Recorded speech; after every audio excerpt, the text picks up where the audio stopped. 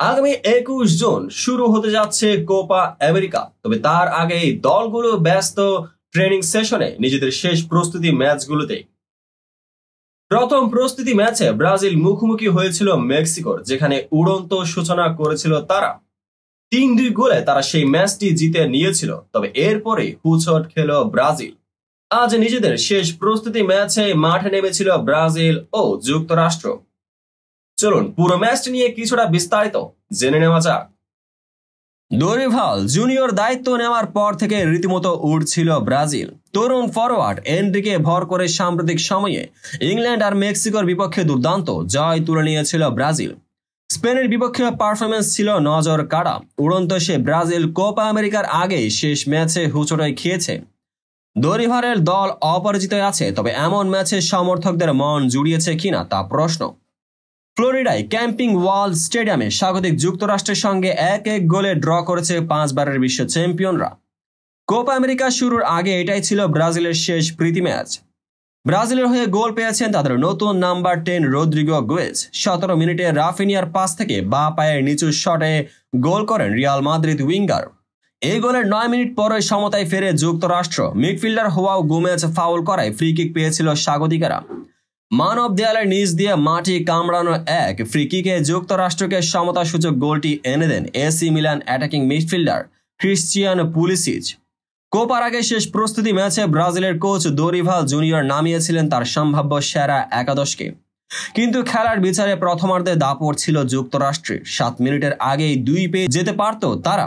4 মিনিটের মাথায় ইউনুস মোসাহ দূরপাল্লার শট এলিসন বেকারকে পরাস্ত করে।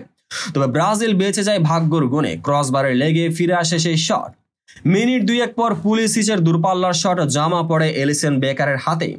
ব্রাজিল যে সুযোগ পায়নি তা না, তবে সুযোগটা একেবারে সহজও ছিল না। 14তম মিনিটে ভিনিসিয়াস দর্শনীয় কিছু করার চেষ্টা করেছিলেন, তবে তা কাজে আসেনি।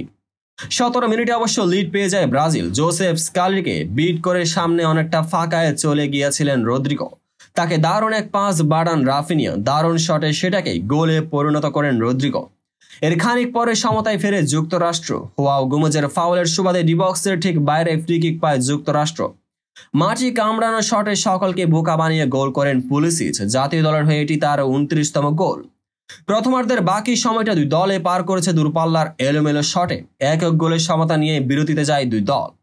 ম্যাচের দ্বিতীয়ার্ধে সব আলো কেড়ে নিয়েছে অবশ্য যুক্তরাষ্ট্রের গোলরক্ষক ম্যাট টার্নার।